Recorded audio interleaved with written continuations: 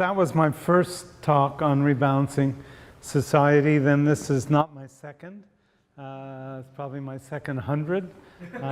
So I think I understand it. I think I have it down right. I visited Prague in 1990. Wait a minute. When was the Berlin Wall came down? 1989. I visited Prague in 1991. And that was just after the so-called Velvet Revolution in Prague and the coming down of the wall, Berlin Wall, and the shifting of all the communist countries. And the belief that was being pervaded in the West was that capitalism had triumphed. That was the assumption, the conclusion. And even at that point, I thought that is dead wrong. That is simply wrong. Communism didn't collapse because it lost out to capitalism. Communism lost out because of its own dead weight. It was so unbalanced. It was societies in Eastern Europe were so far out of balance on the side of public sector forces and government that it just collapsed. And in fact, in the West, we were rather balanced because we had strong public sector. Just compare the public sector in Canada or the US or Europe in 1991 with the public sector today. Okay? Compare taxation. Compare welfare programs. Post-war, Lyndon Johnson in the United States introduced all these welfare programs that were very generous. People were paying 75% tax. Corporations were paying much, much higher taxes in the post-war era, up to the mid-80s at least, until Reagan became president in the United States.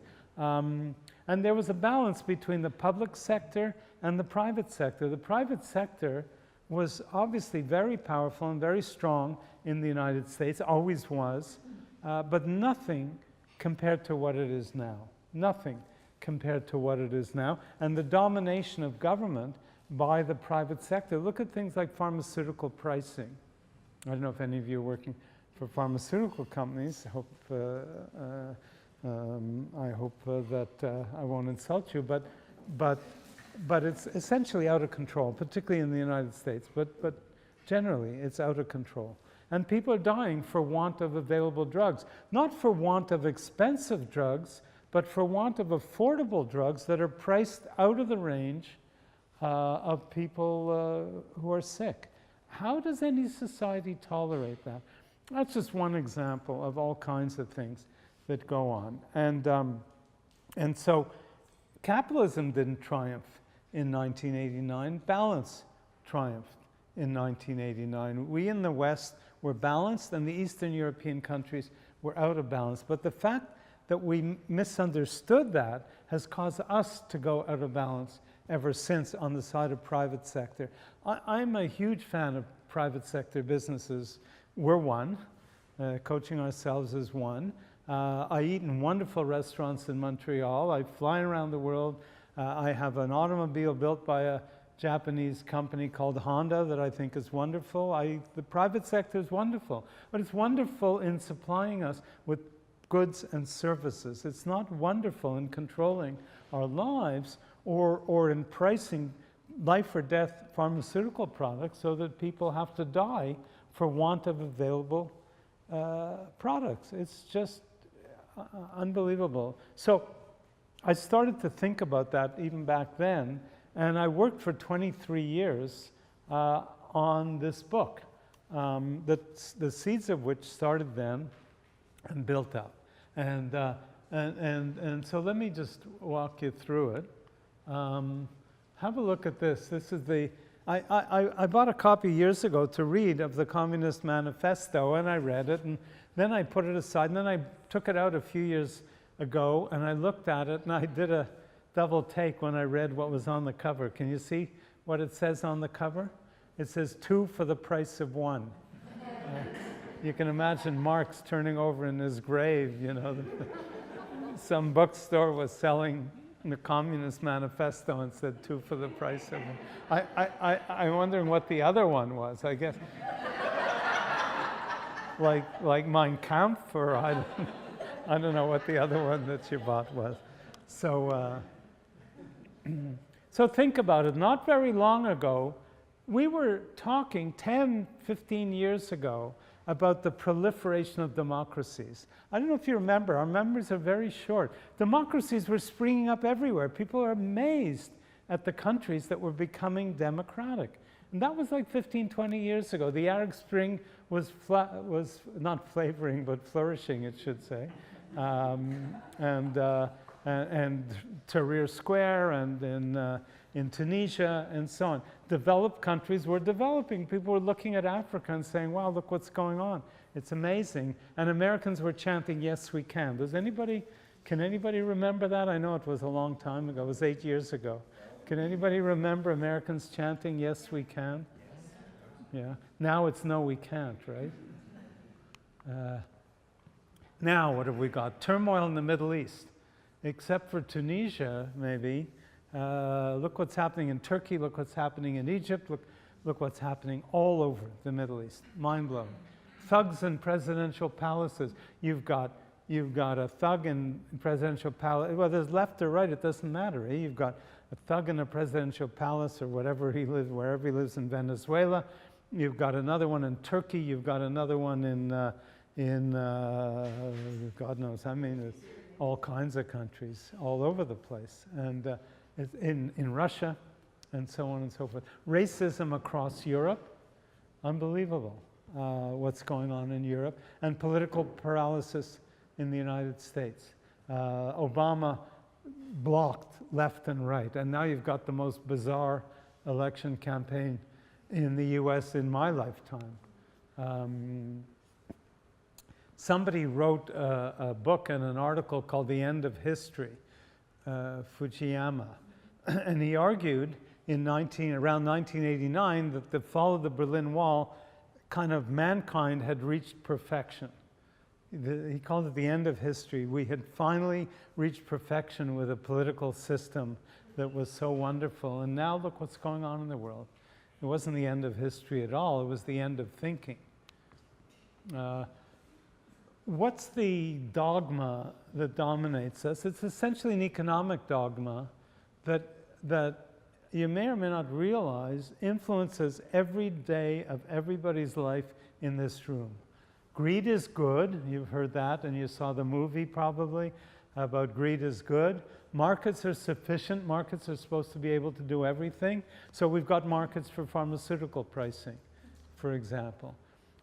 Except, kind of an interesting thing about pharmaceutical pricing is the only way they're able to price that way is not because of markets at all, but because they have monopolies. A patent is a government-granted monopoly. Do you remember all the years we had monopolies on electricity, which we still do in Quebec and most of Canada, and we had monopolies on telephone services where you had to buy from Bell, but we controlled them. We had all kinds of regulators who controlled telephone prices and who can still control hydro prices, right? I mean, that we took that for granted. Now we grant monopolies to life and death products like pharmaceuticals, and in the United States in particular, there's some control in Canada, but in the United States in particular, they don't control it. And governments are suspect. Everybody's down on governments. I went to a party in Virginia, in rural Virginia a few years ago, and this was really kind of backcountry America, and these guys were going on and on and on about government and how bad it was, and taxation and how bad it was. And finally I stopped them. There were about 4 guys standing around me, and I said, you're all retired military people. You've never earned a 5 cents that didn't come from taxes and from government. What are you talking about? It never occurred to them that they owed their entire livelihood to taxation and government. Every penny they ever earned, including in retirement, came from government. And yet they were going on. It's a mantra, in the United States that government is bad, and yet here they were. So look, if you look at those 4 things as one view of human nature, maybe it makes some sense. But as the view of human nature, it's complete nonsense. We're cooperative as much as we're competitive. Markets are not sufficient. Markets are wonderful for all kinds of things. I'm glad there are markets for restaurants and cars and all kinds of things, but not markets for monopolies. Property is sacred. I skipped over that. Property is important. This is my shirt, and you can't have it. I'm sorry, but it's not my air. You know, I don't own the air, and I don't have a contract with the government to control this air and put gas masks on all of you and charge you for my air. I can't do that, but I can charge you for my water, and I can be a water company and go into Bolivia and start tripling the price of water for the people in that country, because the government, possibly through some bribery, has given me the control over the water rights in that country. So property is not sacred, it's important, but not for everything. Anybody been to Boston and walked on the Boston Common? The Boston Common is a park in Boston. It's just a nice park. But they don't even acknowledge in the park that the reason it's called the Common is because centuries ago, Bostonians who didn't own land could graze their cows on the Boston Common. That's called common property. And common property is not owned by the government, not owned by private people. It's simply for use by everybody. It's not a question of ownership, it's a question of everybody can use it. And the funny thing is that we had a complete downturn in common property, and now it's coming back up. And it's coming up in ways that every one of you has used within the last few days or few weeks. Wikipedia is common property. We all have the right to change it and use it for free. Open system software is common property. Any of that open system software. Gardens that people are setting up in towns where land is offered to poorer people or retired people, and they're allowed to take a plot of land and cultivate it. They don't buy the land, they don't own the land, they don't rent the land, they're not tenants. They use the land. In Brazil, you've got an interesting thing going on with a movement, a landless workers movement, where people who have no land to till, and very, very wealthy people have big plots of land that they don't use, and so these people go on the land and farm it. They don't ask. They don't ask. They say, it's not yours because you're not using it. You have no right to land you don't use. In some countries, like the States, they'd be arrested. In Brazil, they're kind of, I don't know if everybody agrees, but they're kind of heroes in a certain way in Brazil. So we do have different ways of doing things. That's a market, right? If you're a Montrealer and you go to Jean Talon, you see it. That's a market. Or there used to be a market, because now that's a market. Our markets are cold. These are our markets, not those anymore. I mean, we have these. We have, every city has it. But, you know, if you go to a small town in France on a Saturday morning, the most marvelous thing about almost every little town in France is there's a Saturday morning market. And it's not just a place where people buy and sell things. It's a place where people get together. It's the heart and soul of community. And community is the third element. We have markets and businesses, we have governments and controls, and we have community. And community, I call it the plural sector. We've got the public sector, we've got the private sector, we've got the plural sector. Communities are the heart and soul of the plural sector. And communities, it seems to me, are key for rebalancing society.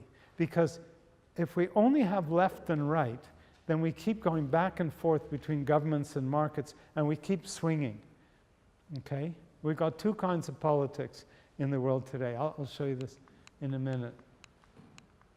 We have two kinds of politics in the world today. We have pendulum politics, swinging back and forth. You know, Sarkozy gets elected in France, Sarkozy's gone, Hollande comes in, Hollande is falling, Sarkozy's rising now. Back and forth between left and right. And it never gets resolved. It's not, it's not as if people find a solution. They just keep going back and forth. So we had what's his name? Canada's not very left and right. We had Harper, who was rather right. I think Trudeau is somewhat left. But Trudeau ends up, you know, getting rid of most of the legislation, or much of it, that Harper brought in. So in the US, you've got that kind of swinging back and forth. In many countries, you have that. In Britain, you have Labour on one side and Conservatives on the other. Or else you have paralyzed politics, which is what's happening in the US today, with Obama, where the Congress has managed to block so much of what he was trying to do. So enough of left and right, enough of public-private, communism, capitalism, Marx, Smith, democracy of proletariat, free enterprise, nationalization, privatization, occupations on the left, tea parties on the right. Think about it. We just go back and forth. We never resolve these things. If we start to see society not as a line between left and right, but as a circle between public sector, which is political, private sector, which is economic, and plural sector of communities, which is social, you start to have a basis for balancing society. And the key, I think, where to go, Phil? It's amazing. I'm going to write an article one day on products that are absolutely and utterly useless. I mean, have any of you ever been in a car that did not generate garbage? Has any of you ever been in a car that had a built-in garbage pail? Rear view mirrors for the blind spot. My Honda is a great car, except they built this little mirror for the blind spot that doesn't cover the blind spot, because I can't see cars right next to me. I can only see them back there. There's so many products. You sort of look and say, why doesn't somebody build a clicker where you can see this bloody thing? If I move it, you can't possibly see it, right? If I stop, maybe you'll see it. Anyway, plural sector. So if we think of society as a stool, you know, imagine your chairs. Okay, they have 4 legs. If they had 3 legs, you could still sit on them. They'd be balanced. If they had 2 legs, which is the pendulum politics, if they had 2 legs, you wouldn't be able to sit on them. If they had 1 leg, which is what you're getting in Russia today, or in Venezuela today, or in so many other countries, if they have 1 leg, you still can't sit on them.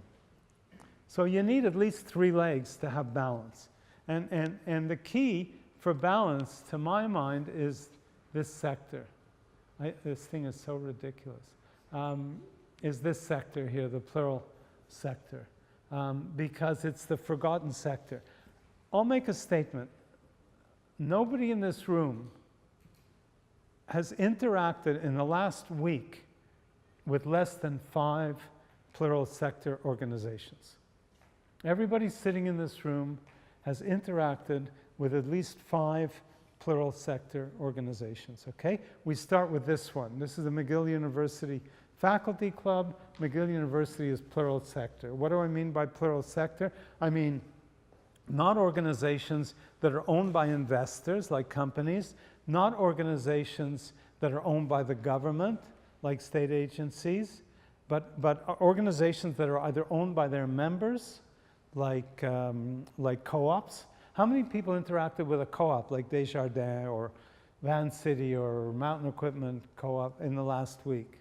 How many people interact with a co-op? Do you know that there are more co-op memberships in the United States than people? There are 350 million co-op memberships in the United States, and yet it's not considered a country of co-op. And the other kind of organizations are non-owned organizations. What do I mean by non-owned? I mean organizations that nobody owns. Think of all the organizations that you interact with that nobody owns. Nobody owns the YMCA. Nobody owns McGill University. Nobody owns Greenpeace. Nobody owns the Red Cross. I start listing them. And I'll bet there are people in this room who interacted with 20 different organizations like this in the past week. We're all part of the plural sector. We might work in the private sector, we might vote in the public sector, but we all live significantly in the plural sector. And yet it's invisible. It's not part of the debate. It's like it doesn't exist. People don't talk about it. It's left, right, business, government, and people don't even think about it, and yet our lives are all wrapped up in it. It's quite remarkable when you think about it. The danger is that any one sector controlling society is dangerous, is unacceptable. If the private sector is in control, private sector is crude at the limit. It's crude. Governments don't do things with a lot of nuance. You know, tax collection is not exactly a subtle kind of activity, right? They got to do it, but it's not subtle. The private sector at the limit is crass, you know. It doesn't, you know, if it wants to fire 5,000 people, it fires 5,000 people. And the plural sector is closed because a lot of plural sector organizations close in on themselves. So what's a society controlled by the public sector? Communism. What's a society controlled by the private sector? You're living in one. What's a society controlled by the plural sector? Called pluralism. It's called populism. This is the society of people who build governments around private groups. Morsi, when he was the president of Egypt, he may have won the popular election with more votes than he got from the Muslim Brotherhood, but once he was in power, he was serving the Muslim Brotherhood and nobody else. So now you've got Sisi, which is even worse. I don't know if it's worse, but no better, which is crude. So Egypt went from closed in a way, closed around the Muslim Brotherhood, to crude. Okay, so how do we renew society? Okay, don't wait for governments. Governments will not be able to fix this problem because governments are too controlled by private sector forces.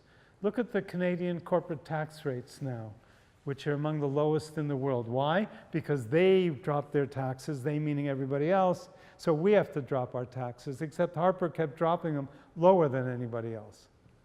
So we end up with corporations that won't pay their share of taxes, and the United States ends up with corporations that engage in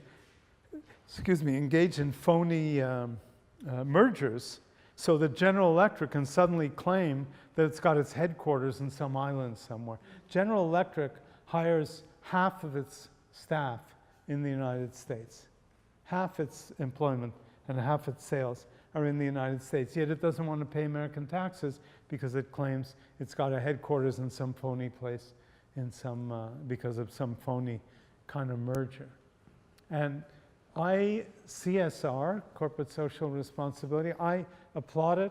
I think we can use as much of it as we can possibly get. But don't think it's going to make up for the corporate social irresponsibility that we see now. It won't make up for it. There's no win-win wonderland. I think it's wonderful that companies are building windmills and building solar panels and building electric cars. I'm all in favor of all that. But anybody who thinks that that's going to turn around the whole economy, so Exxon is suddenly going to start making its money without selling carbon unfriendly energy, is kidding themselves. So we're not going to get it from governments, and we're not going to get it from the private sector. We're going to get it from the plural sector. We're going to get it from initiatives, social initiatives. I'll bet that anybody in this room, not anybody, but I'll bet half the people in this room whose children are in their 20s, between 15 and 25, are engaged in some social activity, whether they're doing a Meals on Wheels thing or they're worried about the climate change or whatever it is. There's enormous amount of energy now around social initiatives and so on. But as I said before, the plural sector is not them. The plural sector is every one of us. And if we're going to be concerned about climate change, you know, I said it before, we don't get it. about climate change. We get it in our heads, but we don't get it in our hands. We don't get it in our behaviors. And as long as that's going to happen, we're in crisis. The number of times I've heard in the last week about what a beautiful summer we had. And I think it was a beautiful summer. I love to go swimming in lakes. It was a beautiful summer. You know why it was a beautiful summer? Because the earth is getting too damn hot. That's why it was a beautiful summer. And I don't want to rain on the parade of Montreal's beautiful summer, but we're in crisis. And people don't get it. What they get is that we had a beautiful summer. They don't get it, that this is climate change, and it's going to destroy us all. We don't want to get it. We don't want to get it. I think I was talking to David before about we get it when we live it. We get it when we live it, you know? And we don't live climate change. Unless you're sitting in the American Midwest and a tornado came through, or you're sitting in New Jersey and the water inundated your house, unless that happens, you don't get it. It's kind of like, what a wonderful summer we had. Isn't that wonderful? The problem is that the plural sector doesn't have its collective act together. You know, I went to Davos, the World Economic Forum, 3 times, I think. And boy, are they organized. This is a business conference, essentially, and are they organized. I was part of the World Social Forum that took place in Montreal a few weeks ago, and there were 20,000 people registered. Davos gets something like 2,500 people. Doesn't get it, restricts to 2,500 people.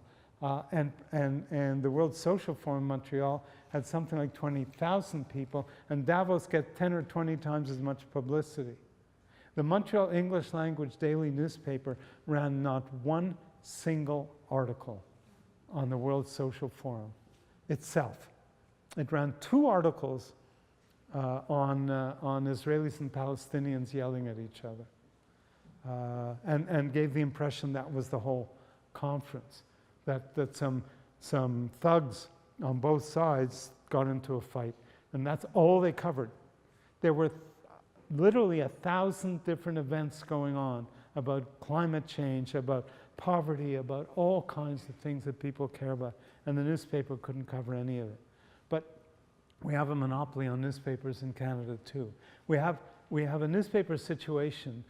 I think, you know, even if you're right-wing in this country, you probably had to admit that Harper was doing very badly. But I don't mean politically, I mean in terms of what the things he was doing toward the end of the campaign. And yet, all the English language daily newspapers except one came out for the Conservative Party. And these are private interests. The Globe and Mail actually came out and said, we're in favor of the Conservatives, but we're against Harper.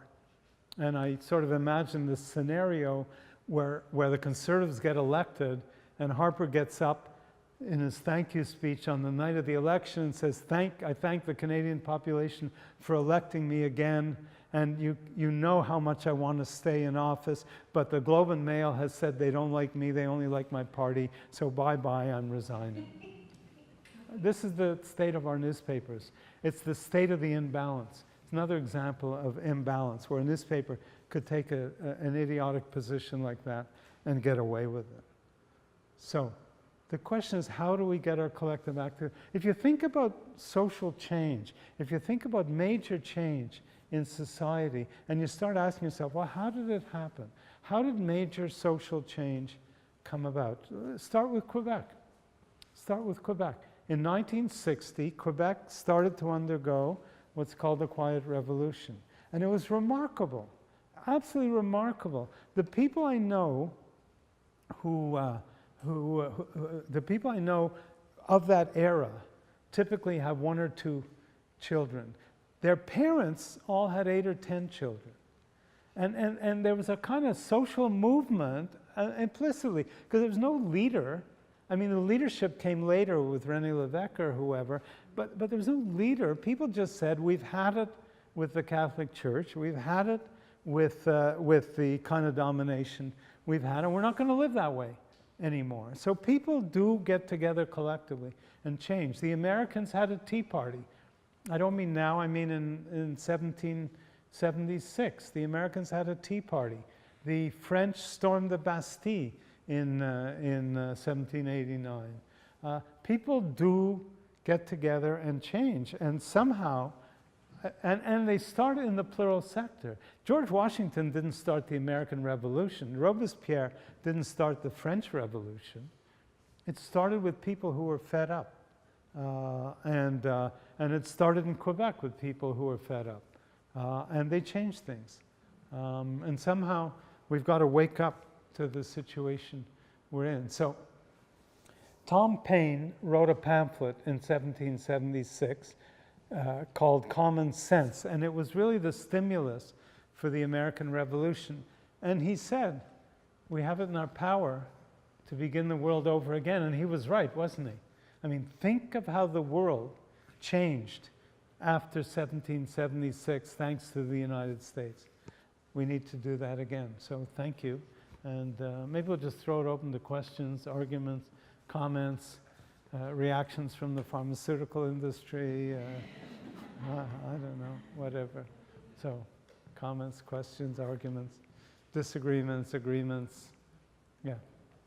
So the distinction between a public and a private or plural seems a bit fluid to me. Yeah. So for example, a newspaper could it not also be a plural? Well, the Davos kind of, or was, kind of a plural sector. There were certain, Le Monde was in Paris, and no longer is, from what I understand. It's not industries that are public, private, or plural, it's individual organizations. So the Montreal Gazette is owned by a chain, it's private, no question. But lots of websites and blogs are plural. I mean, I have a blog, there's no charge for it, there's no money, it's kind of common in a way. So it's not private in the sense that it's a commercial venture for me. So you could say it's plural, it's in the commons. It's just, if anybody's interested, it's mintzberg.org/blog, or Twitter at mintzberg141. I mean, you can take the same industry and see organizations from all three sectors. Hospitals, okay, we know about private hospitals. The United States has chains, for-profit chains of hospitals. Shouldice in Toronto is a hospital that does only, what do you call it, hernias, and it's private. Most hospitals here are plural, although the government doesn't realize that. Our government in Quebec thinks they're public, but they're not, they're plural. All the great hospitals in the United States, almost without exception, are plural, like Johns Hopkins or Cleveland Clinic or Mayo Clinic. They're all plural sector. Nobody owns them. And you've got the Veterans Administration in the United States, which is public sector hospitals. So the same industry, same sphere, can have all three. But individual organizations typically are one or the other. Yeah.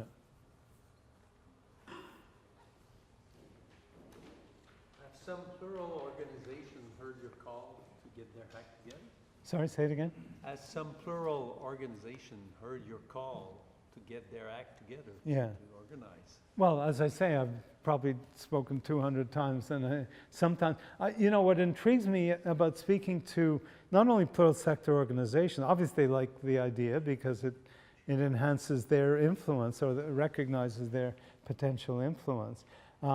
I've spoken to associations of plural sectors probably 10 times. So it'd be an association of not-for-profit organizations or something like that.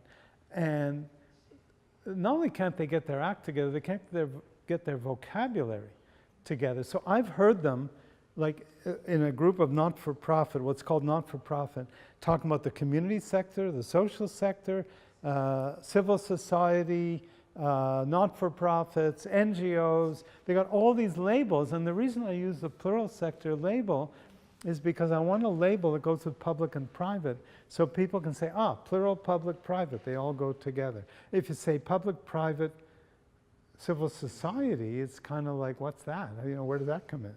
If you say public-private plural, and they are plural in the sense that there's huge varieties. You know, businesses aren't all the same, but you know, we've got entrepreneurial businesses, big businesses, global businesses. Government is government. But the plural sector, I mean, the National Rifle Association is plural sector. They're not all wonderful organizations in my mind. They're all kinds. The Chamber of Commerce is a plural sector organization. It's a lobby group for the private sector, but it itself is technically plural sector. But the clubs we belong to and the things we do socially and so on are very significantly plural sector. So, yeah. This helped me elevate my conscience, okay? Because Say it again, you what? this helped me elevate Your my conscience. my conscience, and I think we need more and more of that, because collectively, if we begin to become conscious about that, and to raise our children with this, I Yeah. think maybe not our generation won't do much, but the next one will Yeah. do. So I think we need more spaces like that to take a step back and just connect the dots with that. Because Well, I'm glad you said that because I agree. This is a very well-kept secret. The book has sold under 10,000 copies. Okay, my management books have sold 80, 100,000 copies.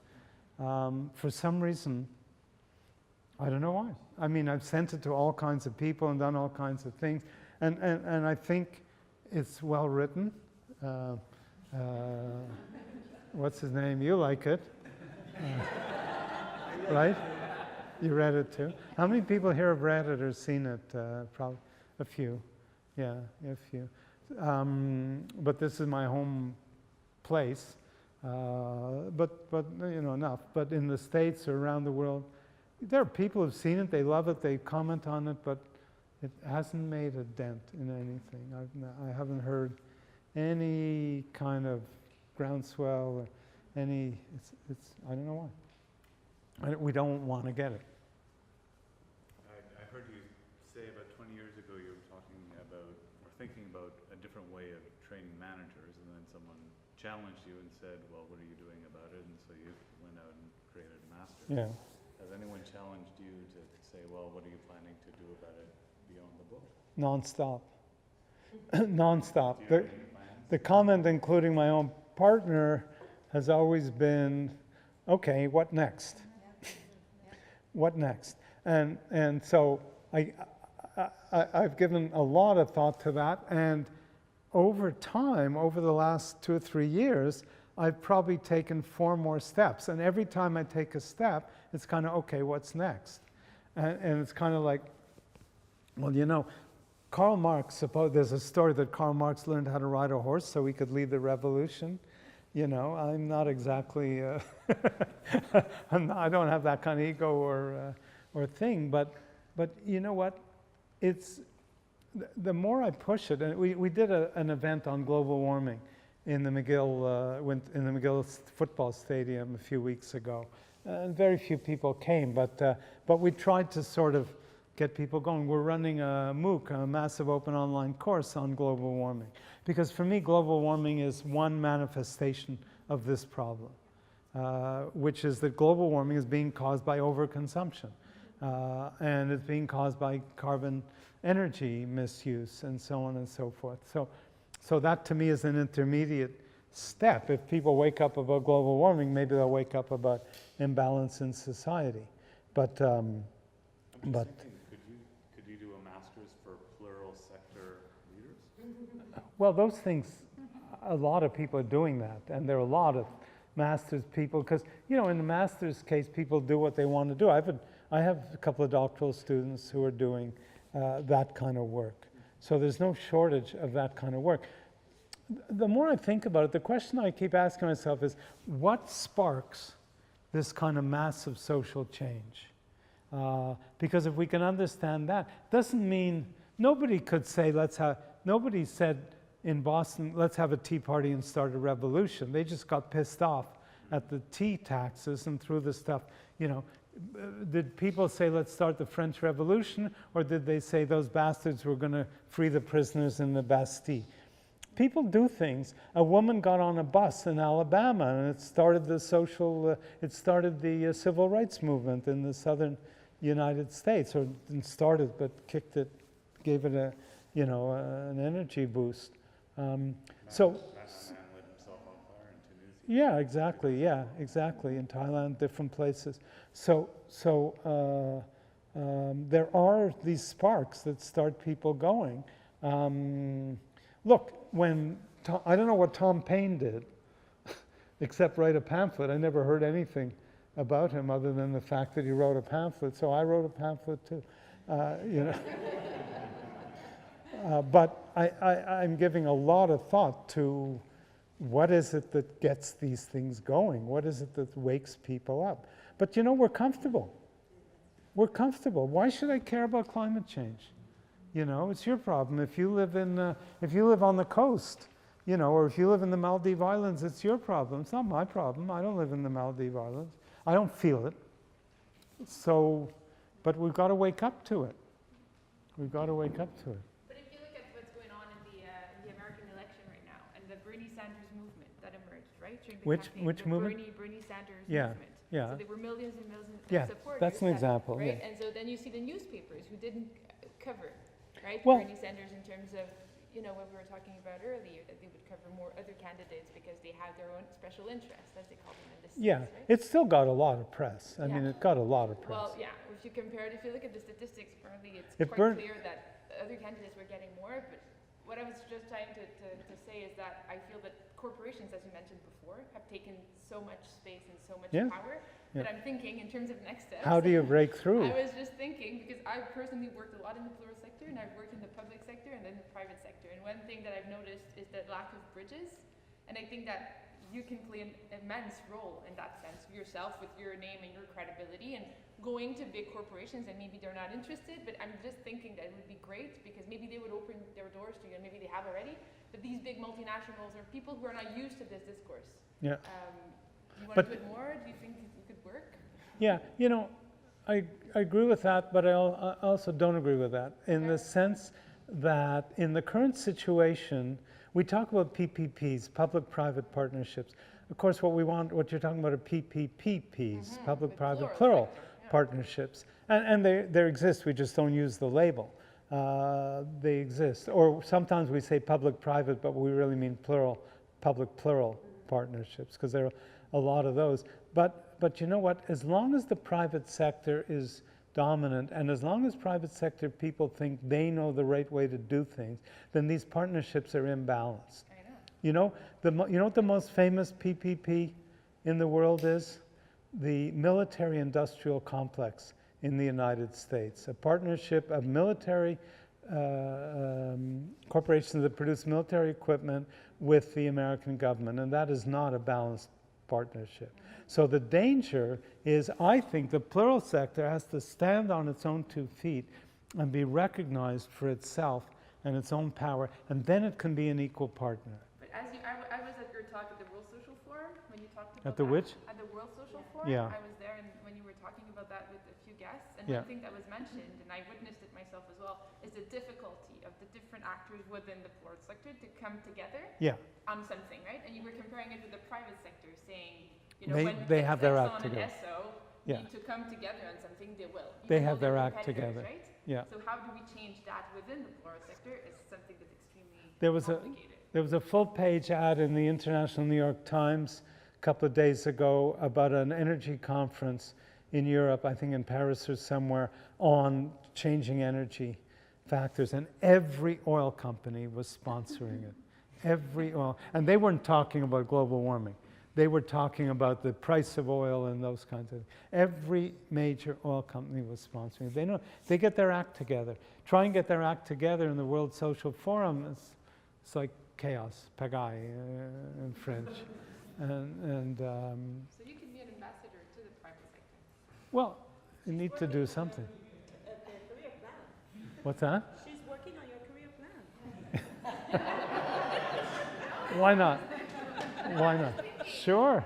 You Okay. have a chapter. You have a positioning that's interesting for many Yeah. go to the big multinationals of the world. Yeah, I mean, I do what I do best, which is to articulate this stuff so that other people can pick up and run with it too. And, you know, I can't, you know, I don't know how to ride a horse. Yeah. Did you have your hand up, somebody? Yes. I came here to one of the first times that when you were showing your book, and it was amazing. It was very nice, and it touched me. It was back, what, 4 years ago? What, Here, which? 4 Yeah. years ago? Yeah, when we did we did an Balancing. event here An event when it here. was launched, yeah. Yes, yes. So I was here, and I was here with my boy, Yeah, and really it touched us both, me and my son. And well, it is sad for me to hear that it is not advancing as much as I thought I will be listening. yeah, You yeah, know, yeah. I was very curious of what happened in the last 4 years with this idea. But what your name? Karina is saying is completely true. I think it is each of us in our companies and in our everyday life Yeah, that we have the power to be changing and to be something that is contagious. yeah, It's like we have to take this as a virus. You know, the virus, the life of the virus Yeah. it's like that. So if each one of us starts sharing your book and your thoughts, and we share that, yes, I am worried about my future kids, my grandkids, they do not exist. But I want them to exist, and I Yeah. want them to have a world at least that we know. And I can listen my boy talking also. He's worried, he's 21, yeah, and in every revolution, the big energy comes from this age, yeah, between yeah, 18, 21, 22. So my question is, can you maybe be approaching, or maybe you are doing it already, but inviting also the future, you know, when you are having the people 21 that are just starting to go to the companies. But you know, I've been working with a lot of those people through some of the other activities. We ran a MOOC, you know, for massive open online course that had a lot of young people involved, not only out there, but also in our own team. We had 35 volunteers, many of whom were in their 20s. Okay. And it turns out they're the ones who were most interested. You're right, and there's a lot of that. In terms of, you know, everybody conveying this, I did one thing that I've never done with any book before, and probably no publisher has ever done with a book before. And I said to the publisher, you're printing it, you're going to sell it, you're offering it as an ebook. I also want to put it up as a PDF on my website so anybody can have it for free. And this publisher is wonderful, and they agreed to that. So anybody can access this book exactly the way it looks as an ebook on my website without paying anything. You just go to mintzberg.org and just click on the book, and it's yours. So I've done things like that to make sure it can get around, that nobody has to say I can't afford it, you know, or whatever. So yeah, you're right. It's the young people who are going to do it, but Well, somehow, we have to be involved as well. yeah, But everybody. But somehow we have to wake up to what's going on in the world today. And you know, in my current blog, I talk about what I call socially transmitted epidemics. You know, you talk about sexually transmitted epidemics. These are socially transmitted epidemics. There are all these things that are happening, whether it's pharmaceutical pricing or gun lobbying or corporations that are able to write tribunals into the trade pact, so corporations can sue governments for legislating on behalf of their citizens. All these things are going on, and they're spreading income inequalities, for example. These things are spreading, and we don't stop any of them. executive compensation. It's completely phony that people running companies are calling themselves leaders and are getting paid 400 times as much as anybody else. That's not leadership. It's got nothing to do with leadership. It's the antithesis of leadership. And yet they're saying, mine is bigger than yours. That's all they care about. And so all these things are going on, and it's just one after the other after the other. And eventually we'll wake up, but hopefully not before it's not too late. How do you think we can wake up? Well, I mean, that's what I'm working on now, is trying to write something very short on that subject. Because the book itself, I need something stronger and punchier and somebody here from France, il y a le bouquin de Hessel, hein? Le livre de Hessel. Il y a un monsieur qui s'appelle Hessel qui a publié un livre. He published a book that sold 1 million copies in France in 4 months. And it sold 4 million copies in Europe. A little tiny book about the same subject. Yeah. Okay. What was the book called? Get into the revolution. Oui? Yeah, exactly. And so I want to do something like that. A book like that may have more impact than the book I did.